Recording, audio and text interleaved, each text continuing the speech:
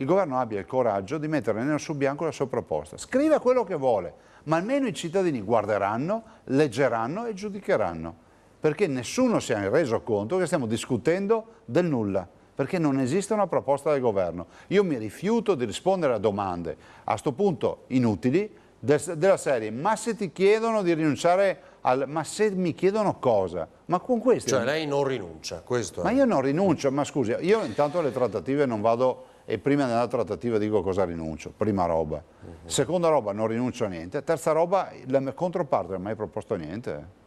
E vedrà che lavoreranno per mai proporre niente. Perché la vera cartina di È questo che io stavo per dire, tireranno lunga. No, ma la vera cartina di tornasole è continuare a dirgli in ogni occasione, in ogni giorno, in ogni opportunità, presentateci la vostra proposta. Okay. Hanno dato a un nostro Veneto, al quale io auguro buon lavoro, Federico D'Inca, che è D'Inca, un ministero che è il Ministero dei Rapporti col Parlamento, cioè il rapporto che ha il Consiglio dei Ministri col Parlamento. Cioè a noi non serve a nulla questo ministero, ma a nulla. Cioè nella scala dei ministeri è quasi il premio di consolazione.